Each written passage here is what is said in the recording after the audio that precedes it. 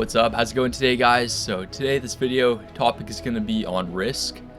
So a lot of people out there are too scared to take the first step on their main thing. You kind of have an idea that this is what I want to do, this is what I like, but then that first step is really scary, right? You don't want to take it because the uncertainty, you don't know what's going to happen. Will it work? Will it not work? Is everyone just going to laugh at you for it not working out, right? Whatever the case. But I want to offer a reframe for this. Like, obviously you've heard like, well, what if it does work, right? That is the other flip side of the coin. But this is the part that a lot of people leave out, is you only have to be right once for it to work, right? For things like entrepreneurship, starting your own business, or making content online, or whatever your hobby is, like there's disproportionate returns to being right on taking these risks. So if you're able to actually do the thing, and if you failed like 10 times in a row, right? You're not starting from zero, you're starting from all of these building blocks that you've learned how to implement and kind of add on to your main thing, just increasing your chances of making it happen. So a lot of people are worried that it's not going to work out, which is a valid concern. But then I would ask you, like, how happy are you with your current situation right now? Oh, 6 out of 10, 7 out of 10, maybe an 8 or 9, which in that case, you know, you've picked the right path for yourself and you're happy with where things are going. But this is not for those people. This video is for the people who feel something is missing, feel they have a greater calling, if you will.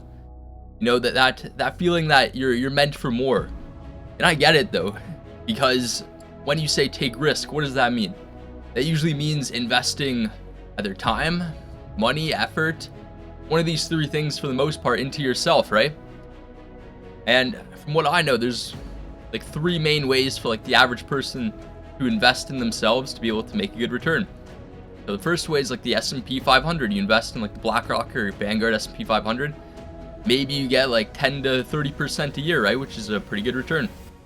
So the two like segments A and B for that is you can either invest a certain amount every month that no matter what, you're going to invest that in Wealthsimple or whatever you're using to compound, or you're going to invest a portion of your income. So if your income varies, right, you're going to invest a percentage of that every month. And then the third way is investing in yourself, right? So Alex Hormozi calls this the S&P 500. So that can be in a lot of different ways, right? I know courses get a really bad rap, and I'm 100% with you. Like, every time you learn anything online now, the person's got a school link in the bio below and they're trying to sell you on their course.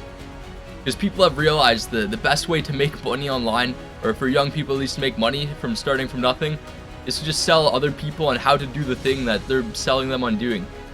It's like this full cycle loop where now instead of like being the coach is the profitable thing, like selling the coaches on how to be coaches, the course is like the best thing, right? Which is kind of how it goes down, the snake eating its own tail, if you will. And maybe you've taken a bunch of courses and have gotten burned too. I mean, I know I have. I've probably bought at least like 5 or 10 courses worth, you know, anywhere from $500 to $2,000 to try to get more information. And to be honest, most of them were kind of shit. Like, they didn't really do too much. Didn't give me any information I couldn't just watch in a YouTube video online. So, I mean, I get it. Like, the skepticism is there. And the point I bring this up is because this is the main way that people are almost like psyoping you into investing in yourselves. Like, well, buy my course, right? If you're not buying my course, you're not going to invest in yourself. You don't care about your goal. But there are more ways to invest in yourself than just buying someone else's course. You can invest your time, right? Dedicate like 3 hours a day to your main thing. And that is like literally the best investment, more than any money, for you actually getting where you want to go. The simplest thing that you already have that people don't think about. And then the next thing is, once you're putting in that time and you've done it for a little bit, upgrade your gear, upgrade your setup. If you're working out, get some lifting wraps, get a belt, get some sleeves, like whatever you need to help you improve. Get some protein powder, creatine, right? Like, you're always able to make an investment to improve your situation. This is just like upgrading your character like in a video game.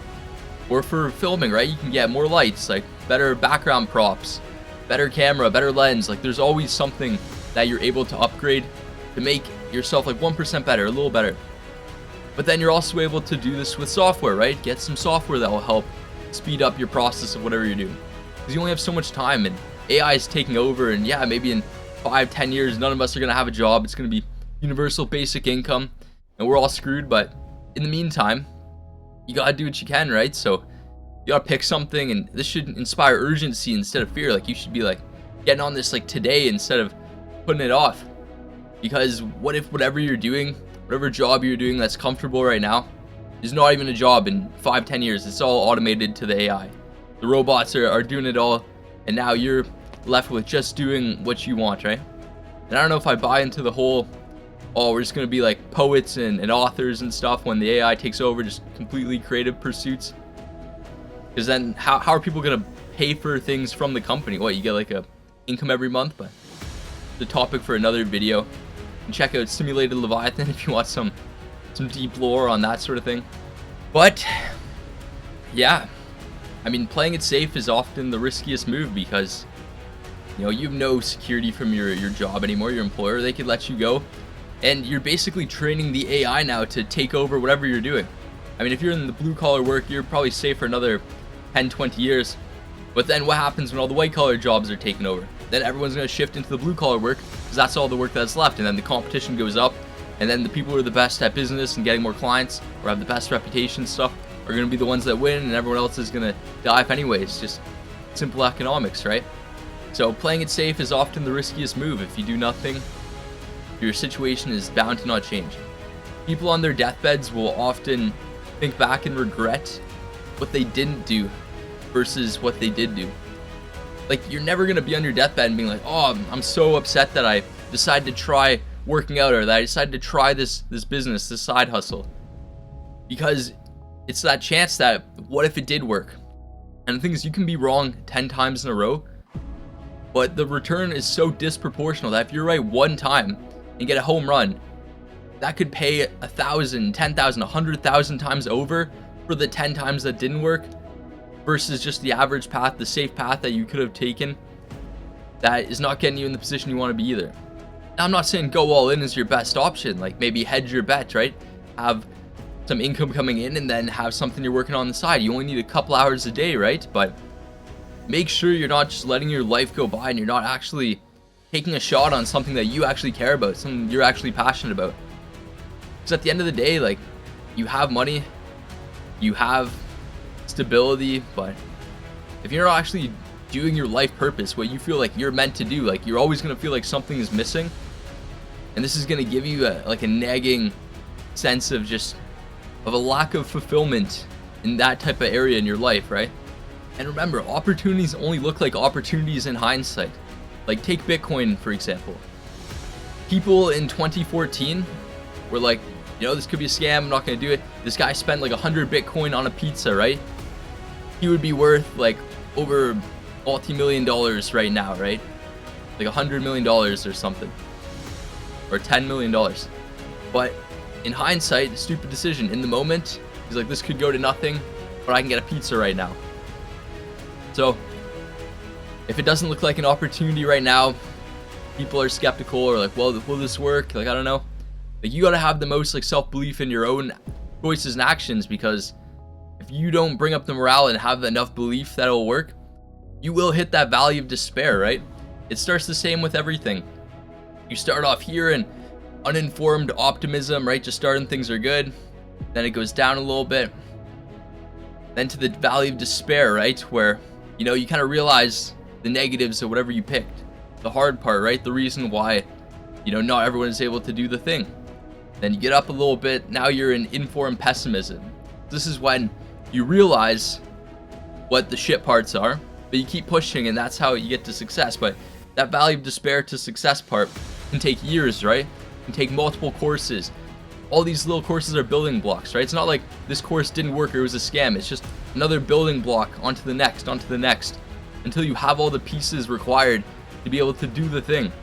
But on top of the skills too, I think one of the biggest meta skills that people are missing today is just being able to be consistent, being able to actually spend a couple hours every single day just on one thing for a year, for 2 years, 3 years. Because what if you're just on the other side of the diamond? I always think of this image of the miner, right? So there's the one miner, He's mining underground. He's like 1 foot away from like the jackpot of diamonds. Then there's the other guy who goes and gets it, right? So how do you know that you're not quitting right before everything takes off, everything works out for you? That's a scary thought. So I would just leave you with this. It's very easy to be nihilistic or pessimistic with everyone just kind of grifting, trying to just sell you their own course, and you know they're just trying to get rich off their own course. But I would say there's lots of information online with the AI now. Information is such a scarce resource that I don't think you really need courses unless you want the exact step-by-step. But 9 out of 10 times there's a YouTube video that can explain it as well. But what most people don't do is they don't take actual action. You got to be actively learning. Whatever you're learning, make sure you're taking action with it the same day. Because learning for the sake of learning is just procrastination masquerading as discipline. Remember, take consistent action on your main thing and don't stop. Peace.